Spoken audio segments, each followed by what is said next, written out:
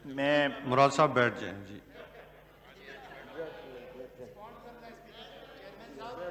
जनाब चेयरमैन, मैं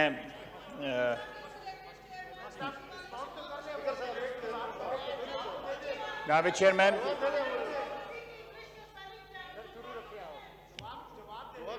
महबूब साहब तशरीफ रखें। जनाब चेयरमैन जी खाई साहब आप जारी रखें जी। जनाब चेयरमैन, मैं शुरू में वज़ीर आज़म साहब तशरीफ़ लाए यहाँ पे। वज़ीर आज़म साहब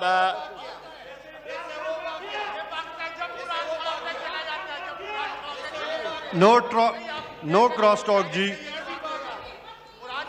अली मोहम्मद खान साहब अपनी साइड से।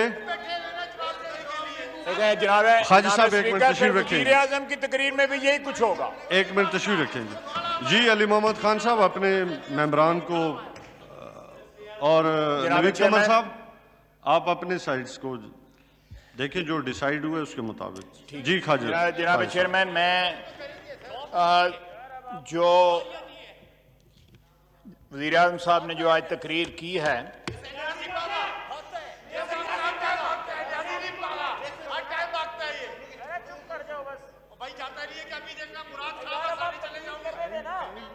यार मुराद खान साहब कर लें, कट्ठी थोक का जवाब दे दें, जो है दो बंदों का खान साहब आप अपनी तकरीर जारी रखें। ये ठीक है जनाब।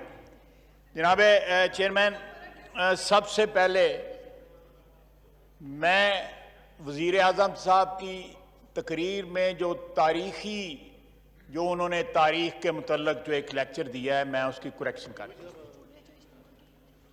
मुगलिया ख़ानदान ने 1526 से लेके 1707 तक 6 बादशाह थे और 1707 से लेके 1857 तक 14 बादशाह थे।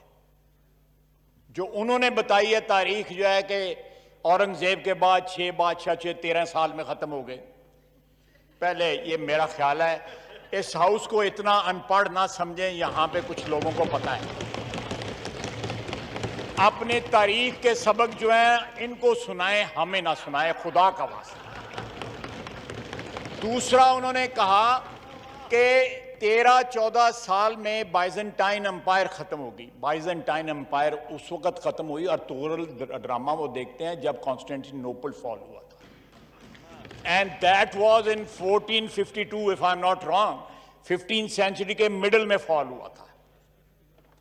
बैतुल मक़दस फॉल हुआ था, which was part of the Byzantine Empire, but Byzantine Empire survived for more than 700 years after Prophet sallallahu alaihi wasallam's विसाल। ये खातमुन नबीयीन, मैं ये नहीं हूं कि जो न कह ना सकूं।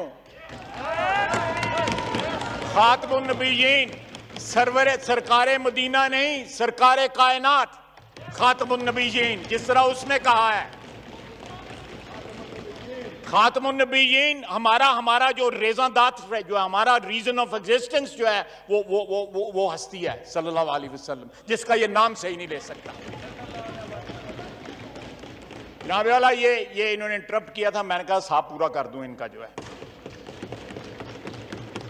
दूसरा जनाब, ये जो फिगर्स उन्होंने कोट किए हैं, क्या जब वो कंटेनर पे नारे मारते थे या वादे करते थे उस वक्त उनको फिगर ये पता नहीं थी?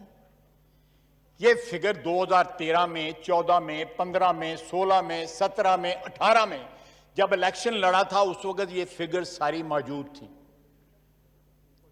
करंट अकाउंट डेफिसिट जो है वो एक वाहिद इंडिकेटर नहीं होता। इस वक्त करंट अकाउंट डेफिसिट जो है बहुत सारे डेवलप्ड कंट्रीज के जो है वो नेगेटिव में है और मैसिवली नेगेटिव में है, लेकिन उनकी इकोनॉमीज हमारी तरह कोलैप्स नहीं की। उनकी हमारी जो है वो इकोनॉमीज जो है वो रॉक बॉटम तक नहीं पहुंची। हमने मशीनरी इंपोर्ट की बिजली घरों के लिए, डेवलपमेंट के लिए। हमारा लार्ज स्केल मैन्युफैक्चरिंग जो थी वो इनसे 6 गुना जो है ज्यादा थी, जो इनकी आज है जो फिगर है 6 गुना ज्यादा थी, इसलिए हमारी इंपोर्ट की फिगर ज्यादा थी। इन्होंने डिवैल्यूएशन का कहा, जनाब वाला, अगर 40% डिवैल्यूएशन हुई है तो फिर एक्सपोर्ट क्यों नहीं बढ़े?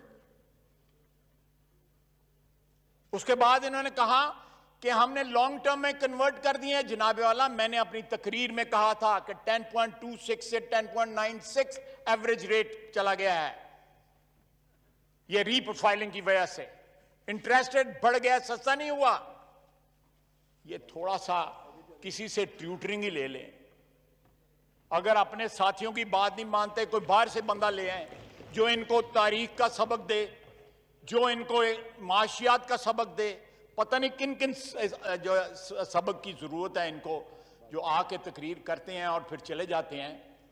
जनाब वाला, जिस तरह बिलावल भुट्टो जरदारी साहब ने कहा है, हमारे साथ ये किसी टीवी के ऊपर, किसी चैनल के ऊपर जो है ये मुनाजरा कर लें। हमें इनके मोनोलॉग की जरूरत नहीं है। यहां पे अगर तकरीर करते हैं तो जवाब लें, इतनी जुर्रत पैदा करें। यह फरमाइशी तकरीर थी और इसकी जबान भी फरमाइशी थी। यह फरमाइशी तकरीर थी। जनाब चेयरमैन, सियासत में आपका खानदान बड़ी देर से है, समझें ये किनको सुना रहे थे। सादिक अमीन जो है वो उसकी स्टोरी भी सुन लें। इनका एक दोस्त है। नो क्रॉस टॉक जी, नो क्रॉस टॉक। यार मैं आप जवाब दे रहे हो। जनाब चेयरमैन, इनका एक दोस्त है बचपन का, उनको इन्होंने कहा कि यार नवाज शरीफ जो है वो डिस्क्वालीफाई हो गया है। अब मैं और जहांगीर तरीन हूं, दोनों तो हम डिस्क्वालीफाई नहीं हो सकते, लेकिन अगर दोनों क्वालिफाई हो गए तो नवाज शरीफ ने बहुत ज्यादा शोर मचाना है। तो मेरा ख्याल है कि जहांगीर तरीन जो है वो डिस्क्वालीफाई हो जाए, मैं तो बच जाऊंगा, मुझे तो डिस्क्वालीफाई नहीं कर सकते। ये फैसले से पहले वो मैं उस दोस्त का नाम भी बता सकता हूं, लेकिन अमानतन किसी वक्त कहा, मजबूर किया गया, मैं नाम भी बता दूंगा। और ये बात जो है मैंने ट्वीट भी की। अब जहांगीर तरीन भी ये बात करता है। अगर मेरिटोक्रेसी की बात करते हैं तो जहांगीर तरीन आज लंदन क्यों बैठा हुआ है? वो यहां कैद क्यों नहीं है? ये मेरिट है, ये मेरिट है। जब मेरिट की बात करते हैं तो सनाउल्लाह को झूठे केस में अंदर किया जाता है, उसके ऊपर हीरोइन डाली जाती है, और जो अरबों रुपए का गबन कर गया वो जाके लंदन में जाके यश कर रहा है। ये मेरिट है, ये रियासत मदीना का मेरिट है, जहां पे वो एक सफ में खड़े होते थे।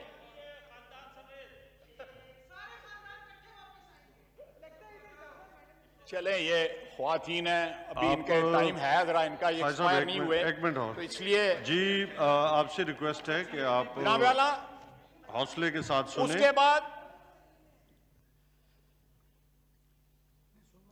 इन्होंने उसामा बिन लादेन को आज शहीद डिक्लेयर कर दिया।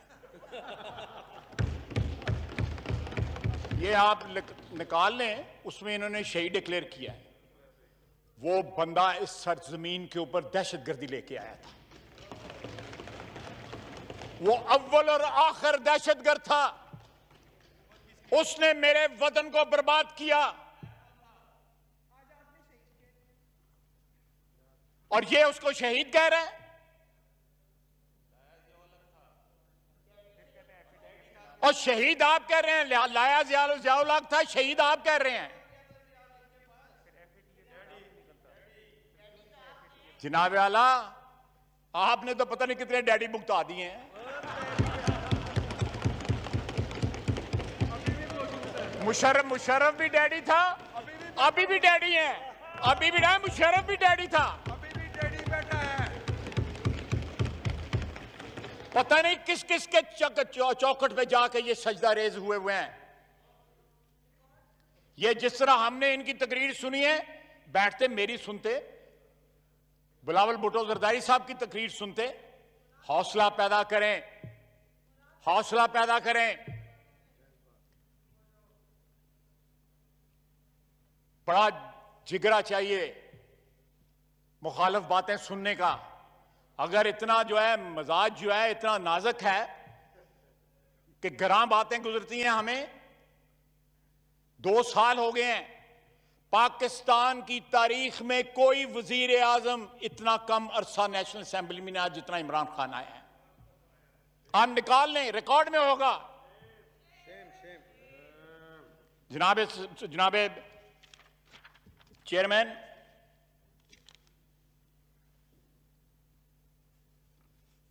पाकिस्तान में 50 लाख बंदा बेरोजगार था। 55 लाख कोरोना से पहले। अब 1 करोड़ 20 लाख बेरोजगार की जो है सफ में चले गए हैं। गुर्बत की सतह, गुर्बत की फीसद जो परसेंटेज है वो 50% होगी। आधी आबादी हमारी गुर्बत की लकीर से नीचे चली गई है। ये आज के आके हमें ये लेक्चर सुनाते हैं।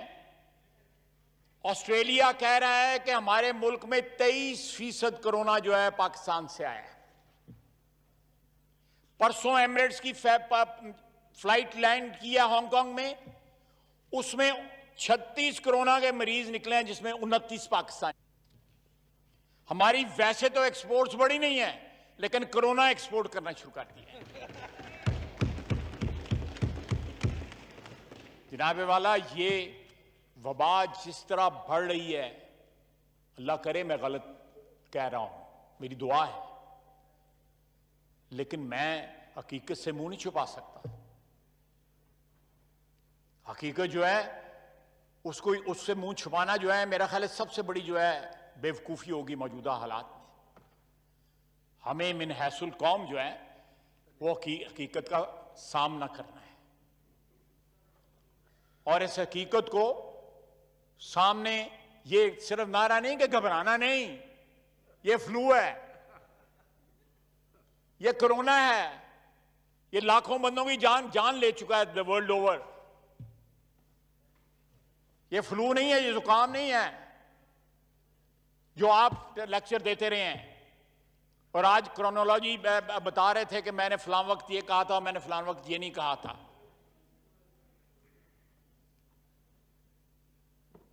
ये जो अपोलोजेटिक टोन थी आज इनकी, जो टोन थी इनकी तकरीर में, और उनका क्या कहना कि मेरा किसी से कोई झगड़ा नहीं है, ये जब काबीना में एक वजीर जो है 2-2, 4-4 वजीरों की, जिस तरह कहते हैं पंजाबी में, पत उतारे, और जो है एक वजीर जो है वो टीवी पे आके कहे कि ये हम तब्दीली में नाकाम हो गए हैं, और यहां पे तकरीरें करें इनके अपने जो है हुकूमत के खिलाफ, तो फिर टोन में इसी तरह ही मिन्नत समाजत वाली आ जाती है बात जो है। ज्यादा लंबी बात नहीं है जनाब चेयरमैन, ज्यादा लंबी बात नहीं है। ये टोन तब्दील कर लें, ये टोन में गाना भर लें, कुछ और कर लें, लेकिन जो तबाही इनकी सूरत में इस मुल्क पे, इस कौम पे जो नाज़िल हुई है, अगर उसको रिवर्स करना है तो इनसे जान छुड़ाना है।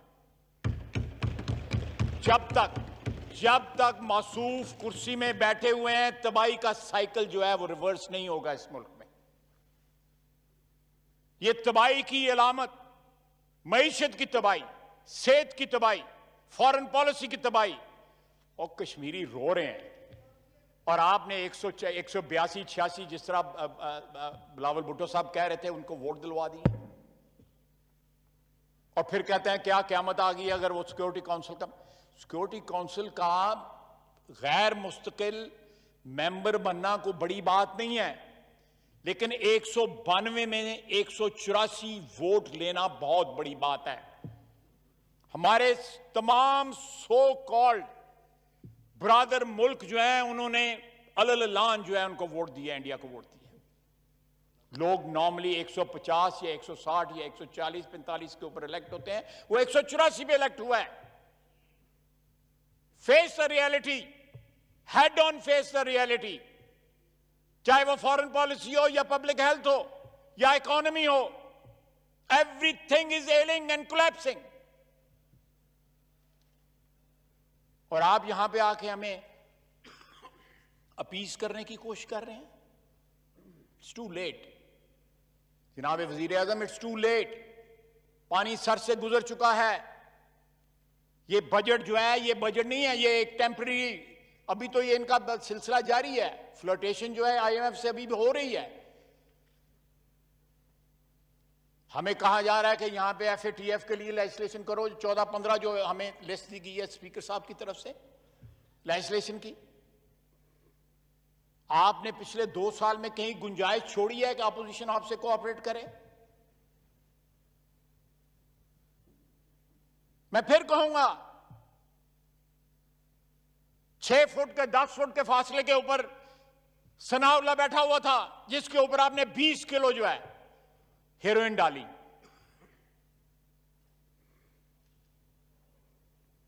ये जनाब अली, ये सियासत तो जो है हमारे छोटे शहरों में, कस्बों में, थानों में होती है, जो वजीर आजम साहब ने की है इस 2 साल में इस मुल्क में। कि बुला लेते हैं SHO, 2 छितर लगाता है और कहता है जाके चौधरी को सलाम करो। लेकिन हम सब कुछ बर्दाश्त करेंगे इंशाअल्लाह ताला, सब कुछ बर्दाश्त करेंगे। ये सारी अपोजिशन बर्दाश्त करेंगी। And we will witness his downfall, rather elimination from politics. ये खुद कोरोना है इस मुल्क को जो चिमट गया हुआ है। ये खुद कोविड है। पता नहीं 19 है या 20 है या 25 है, कितने पॉइंट्स हैं इस कोरोना के।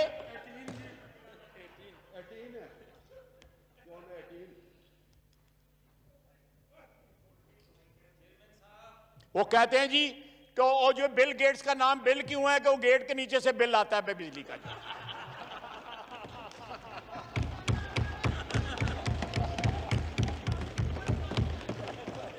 कहते हैं पाकिस्तान के पहले 92 क्यों आता है? इंटरनेशनल डालेंगे 92 में हमने कप जीता, इसलिए 92 आता है। वाइंड अप प्लीज जी। और डेंटिंग पेंटिंग करने वाले को ये डेंटिस्ट कहते हैं। तो जनाब वाला, ये खैर ये कॉमिक रिलीफ भी बीच में होनी चाहिए, माहौल बड़ा सीरियस हो गया था। जनाब वाला, मैंने कोई नाम नहीं लिया, अस्तगफुरुल्लाह, मैं कोई नाम नहीं ले रहा। जनाब वाला, मैं बिल्कुल, आपने हुक्म फरमाया, मैं वाइंड अप करता हूं, लेकिन मैं आखिर में ये याद जरूर करवाऊंगा वज़ीर आज़म साहब का, जितने दिन भी वो रह गए हैं उनके, कि अपने वादे जो हैं जब ये कर रहे थे उस वक्त भी फिगर्स जो है चेक कर लेते कि किन वादों पे बेस वादे, किन फिगर्स पे ये बेस्ड वादे उनको करने चाहिए थे। अगर फिगर्स बकौल इनके गलत थी, इकोनॉमी वाज इन डोलड्रम्स, सब कुछ तबाही का शिकार हो चुका था, तो वादे ना करते। अगर इन्होंने वादे झूठे, फिर या तो रिवर्स कर लें कि वादे झूठे थे और फिगर्स ठीक थी। आज भी खड़े होकर टोटल डेट की जो है हमारी फिगर्स जो है वो गलत बता रहे थे। जनाब वाला, ये फिगर्स आप जो मर्जी बना लें, जो रियलिटी है रियलिटी है। आप इरेज तो नहीं कर सकते फिगर्स जो है, जो ट्रांसलेट हो रही हैं गुर्बत में, जो ट्रांसलेट हो रही हैं महंगाई में, जो ट्रांसलेट हो रही हैं करप्शन में, जो ट्रांसलेट हो रही हैं भूख में, जो ट्रांसलेट हो रही हैं मौत में। ये तमाम फिगर्स ट्रांसलेट हो रही हैं, आप रोक तो नहीं सकते इनको। तो यहां पे आके एक तो खुदा का वास्ता है, ये तारीख जोग्राफिया का लेक्चर हमें ना दिया करें। ही इज वेरी डेफिशिएंट, उनका इतना नॉलेज डेफिशिएंट है जिसका कोई हिसाब ही नहीं। जिस किताब का उन्होंने रेफरेंस दिया उसको दोबारा जाके पढ़ें।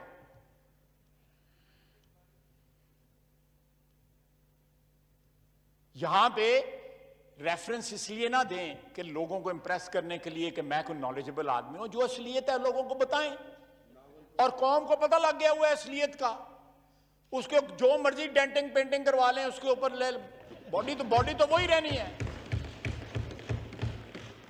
तो जनाब वाला, मैं ये तकरीर ना होती तो हमें भी ये जरूरत ना पड़ती ये सब कुछ कहने की, लेकिन वॉट एवर ही सैड वो इज फार